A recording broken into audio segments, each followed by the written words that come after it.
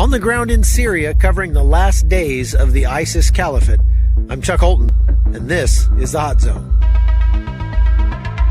This is The Hot Zone. Engaging with the news in a whole new way, international war correspondent Chuck Holton brings insight into areas of crisis and lets you help those affected.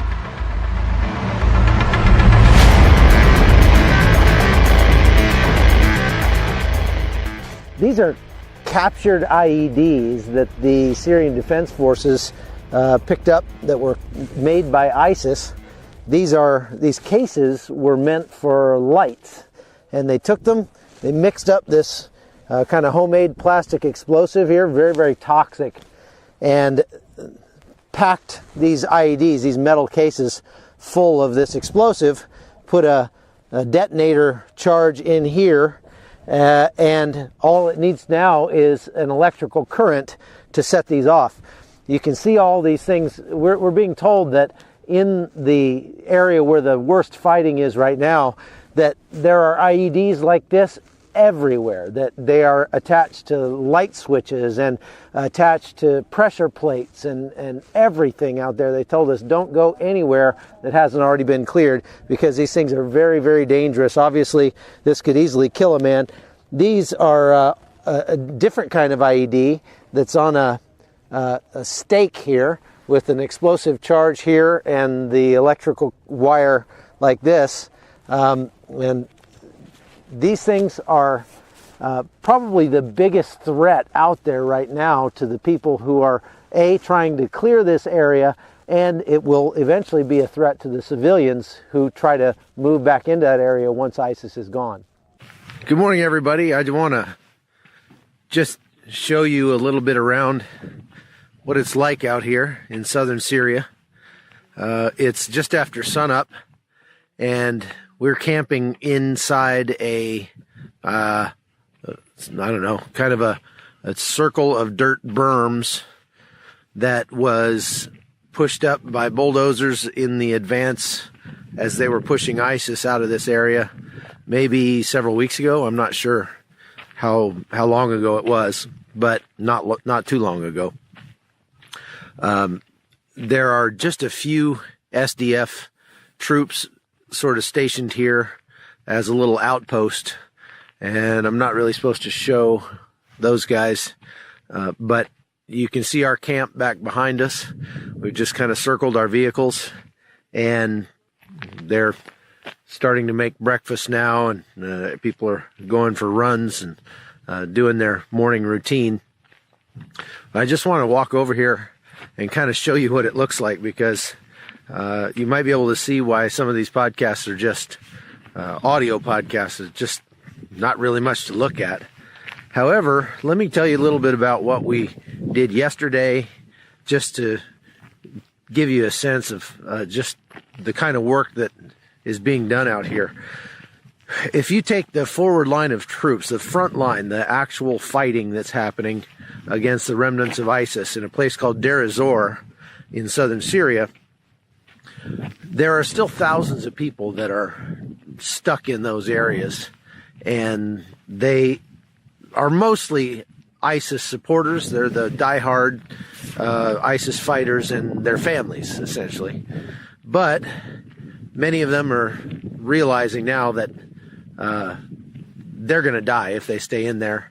And when it really comes down to that, although they probably pledged that they would die, many of them are kind of deciding that might not be the best course of action. And so they are giving themselves up to the SDF troops, maybe partially because they realize that if they go to the other side of the river or are captured by Assad's forces, that it's going to go even worse for them. And so their only hope for staying alive is to give themselves up to the Syrian Defense Forces over here. So when they do, many times those diehards that are left behind still fighting get angry about that, or they don't like that, and so they light them up as they're trying to escape and have killed and injured many people.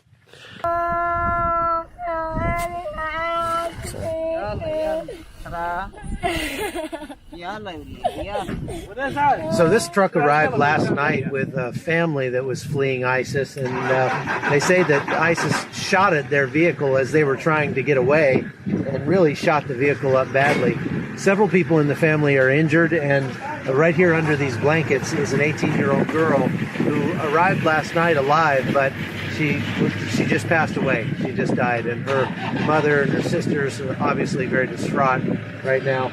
This is the kind of thing that we're seeing. ISIS is very vindictive against people who are trying to leave, and they're saying also that they're charging money. They're saying if you want to leave, you have to pay thousands of dollars to try to get out of here, and taking them for everything that they have left before they allow them to go. Whether or not they get shot at by their own people, many of them are already wounded because of the fighting over the last several weeks. And so they have to, once they give themselves up, they're checked for explosives and that sort of thing. And then they're sent, they say, just, walk that direction maybe a mile or so until you get to a collection point. And that's where we've been for the last several days, is at that collection point, picking these people up. They come in, they're in extremely bad shape. It's hard to even describe how bad it is for them. And they show up with whatever they can carry, and they really don't have much, just blankets and stuff. There are some men who were undoubtedly ISIS fighters in the past and are now just broken men. Really broken. And the women and children that are there, lots of women and children, mostly, I would say, pretty young, although it's kind of hard to tell because they are wearing nothing but they're wearing their burqas, absolutely completely covered from head to toe, wearing black gloves, black veils, everything. The children are dirty, disheveled, exhausted, dehydrated, sick, many of them injured. And so Dave Eubanks and his crew are treating these wounded, helping them however they can. It's just really a powerful, emotionally draining experience because there are people. Yesterday, we had a young lady who died. After we got there, she was badly injured and she passed away, 19-year-old girl. And then we were there with her family as they mourned, cried and wailed. Many of them were also wounded. There was maybe a 2-year-old boy who had been shot through the abdomen. His intestines were spilling out. We were trying to treat that, help that boy. There was another boy who came in who was gravely injured, just horribly injured in many places on his body, to include he had part of his skull missing and just shot through he had shrapnel wounds in his legs, his genitals, just in really bad shape. And we knew he had to get out of there very quickly. So we tried to coordinate with U.S. troops to get some help. They were not allowed to help. They're only allowed to help with any American forces who are hurt. And then we coordinated with the SDF. They finally allowed us to put them in one of our ambulances, several of the worst cases, and drive them an hour to the nearest clinic. So I'm driving in an ambulance with the Free Burma Rangers, who are here providing medical aid to the people coming out of the worst hit areas there, down on the front lines. And we've got an ambulance full of wounded. We have a little boy who was hit very badly by shrapnel. We have a woman who's what is she, 24? 24-year-old woman who her husband was killed, her daughter was killed, and she is badly wounded as well. And then there's a baby with shrapnel wound to the stomach, and its intestines are kind of coming out. And so we're going to try to get these people to the hospital as soon as we can. And we have a FBR medic back there that's been treating them and keeping them alive this long. If it weren't for them, these people might already be dead. We might as well have not even bothered with that clinic, because when we got there, they didn't have any supplies or any doctors. And that place was absolutely like just a slaughterhouse. I mean, it was terrible. But they did have a ambulance, and they agreed to take these patients to the nearest hospital, which is another 2 hours from there. So if you think about that, there is absolutely no medical pipeline. There's no ambulance service. There's no life flight. There's nothing for civilians out here that's less than 3 or 4 hours away. And that's kind of hard to wrap your brain around, because these people are coming gravely injured, and there's just no way for them to get any medical care. And I saw some wounds yesterday that in the States would have been absolute priority stat, get these people into intensive care.